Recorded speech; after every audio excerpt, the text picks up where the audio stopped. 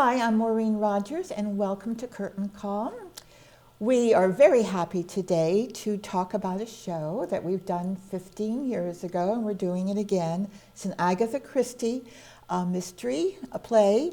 A murder is announced, and I'm so happy to have Mark Allen with us today, who actually directed me in the show 15 years ago.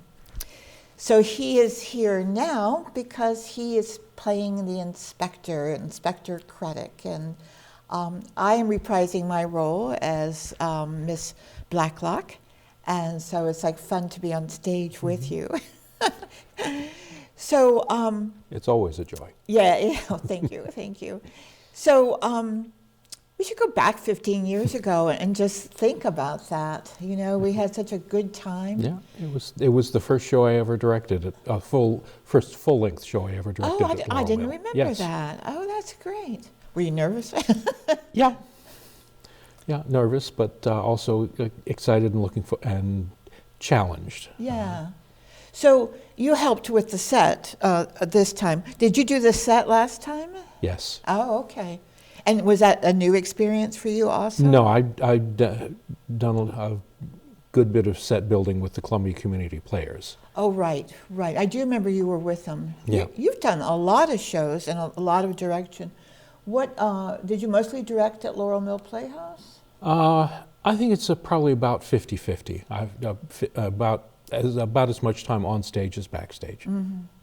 Now, of course, I know all your shows were favorite at Laurel Playhouse, but do you have a favorite show that you directed? I'll be honest, the ones that stick out in my mind are more the ones that I was on stage for. Oh, okay. That's great. So what was your favorite role? My favorite role at Laurel Mill was as the ghost of John Barrymore in I Hate Hamlet. Oh, yeah. I remember that. That was a great show. Eileen directed that, right? Yes. Oh, yeah.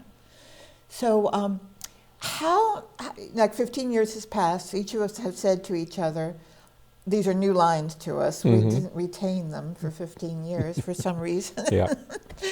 But how do you feel coming back 15 years later? Is it a little bit of deja vu? There are moments. There are times when I still hear the voices of the actors who did it the first time around, but as we've gone through rehearsal, that's become less and less, and it's a different process when you're acting as when you're directing, and you're able to focus in on one individual role rather than trying to keep a view on the entire production. Yeah, we have such really great actors and actresses in the show, like we did before. Yeah. But everybody is so distinctive, and that it kind of makes it nice. We're actually glad to have Mark with us. He's retired now, so he is out and about now, right, doing things? Starting to. I stayed shut down a little longer than most did from COVID. From the COVID. Yeah, but, sure. Coming out and getting back into the world. Yeah, and he has such a great accent. It's totally like you lived there and were born in England. Well, I try, but it's not always as easy as it sounds. The last show I did at Laurel Mill was another Agatha Christie, which was The Unexpected Guest, where I also played an inspector, but in that one it was set in Wales, so I tried to do it with a Welsh accent. Oh. And I'm trying very hard not to have that happen again. It needs to be British. Oh, okay. So we're starting on November the 8th, and it's going through November the 24th. The first weekend is just Friday night and Saturday night. And then the next 2 weekends, it's Friday night, Saturday night, and Sunday afternoons at 2 p.m. You can get your tickets at laurelmillplayhouse.org. So be sure and secure your seat that way. And is there anything else you would like to add about the show, or what you're hoping to do in the future? I'm just looking forward to the show. That I'm delighted with the quality of the cast and the actors and the direction, and I think we're going to have a very good show, and I think people are going to enjoy it. I do too. It's really, it has surprising twists and turns, doesn't it? Yes, it does. So you need to- lot of leads that don't. It's a very confusing mystery. Right. And I have a hard time keeping it straight, but there's a lot of like, ahas, oh no, aha, no.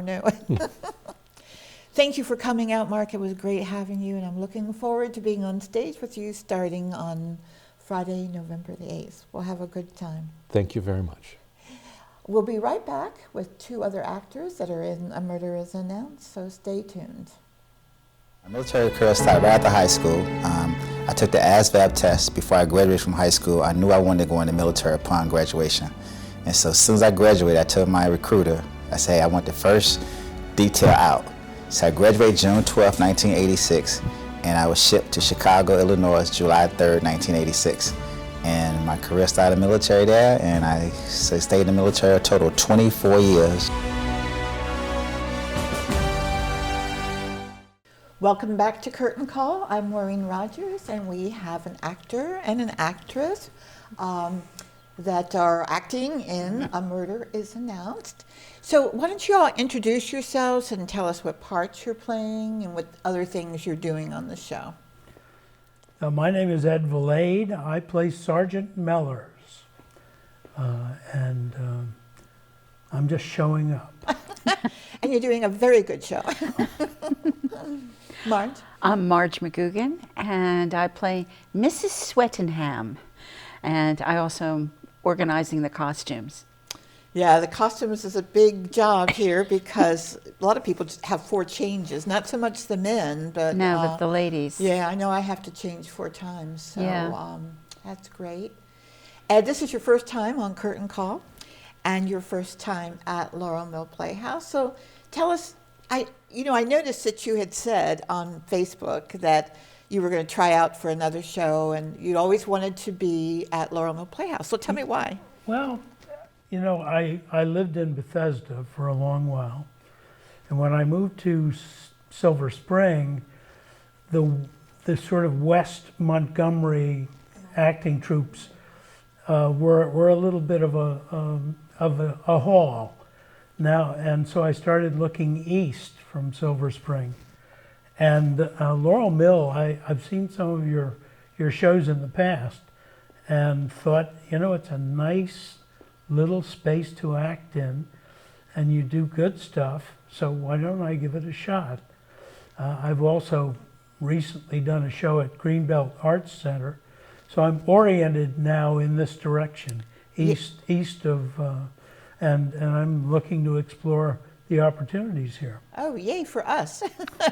So what show did you do at Greenbelt? I did a Man of No Importance. It's an Irish play, and I sang in it. That's another reason I wanted to do this show. Is it's an opportunity to do a drama where I don't have to sing. Most of the things I've done are operettas and musicals and so on. I did not know that. We're Oh, going yeah. to keep this in mind, Marge. Yeah. So tell us about your background a bit, because he has a fabulous English accent. So tell us how you got that. Well, I come by it naturally. I was born over there. I lost the accent largely in childhood, but it comes back. And but I was born in Gloucester, in England, and came over here as a child. And I have had the opportunity to do the accent in many productions with the British Players, and also a lot of Gilbert and Sullivan with the Victorian Lyric Opera Company. So I keep it polished. My husband would love to hear you sing. He loves Gilbert and Sullivan. I think we've done 1 or 2 at Laurel Mill You did, Playhouse. and you did Pinafore. Yes. HMS Pinafore. Yeah. And I saw it, and I was thinking, gee, I wish I'd had a chance to go out for that. But it just didn't work out at the time. Yeah.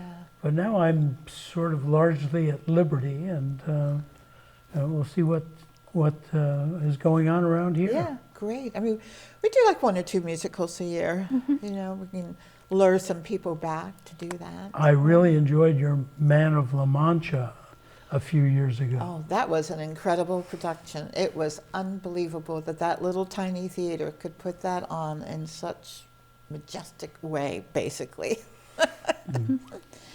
So, Marge, so you are Mrs. Swettenham. Yes, Mrs. Swettenham, the local busybody who just shows up out of nowhere and drags her son Edmund along with her. Oh, you have got to come and just see the interaction between Marge and her son, Nick Henley. It's just so much fun to watch, you know.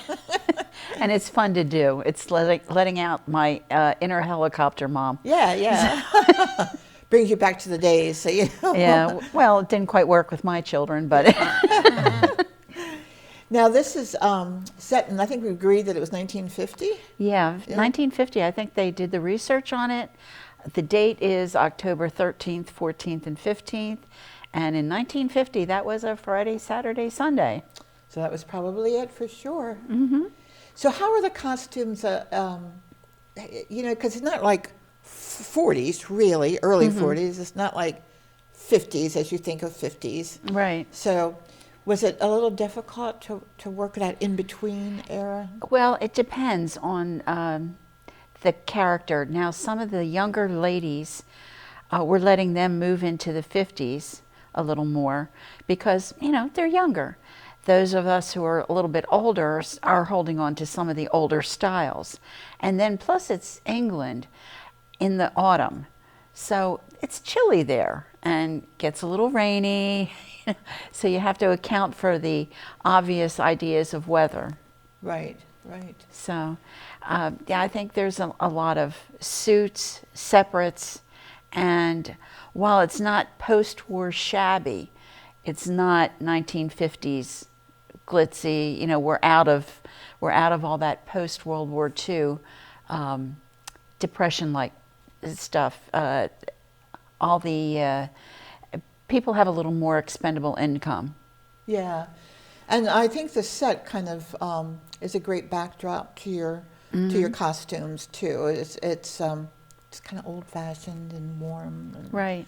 I think that's what we're all going for. Yes. Ed, what is different about our theater, do you think, that coming from all these different theaters? It's a sort of a cozy space. I enjoy the, you know, the sense of connection with the audience. I've done a lot of work in, you know, 500-seat theaters where the orchestra pit is between you and the on the stage and the audience. And the experience I had in Greenbelt, which is a comparable theater, it gave me a little bit more connection with the audience. You're closer, and you really have to be on your toes to not break character or anything, and just the audience can see you up close. Right. So that's really a different theatrical experience. Right. I was able to see Crazy for You in the front row, so I had tap dancers like inches away from me, but what a thrill. And they were just incredible. They never broke character. They were always together. It was just an experience of a lifetime. So don't miss our musicals. Yes.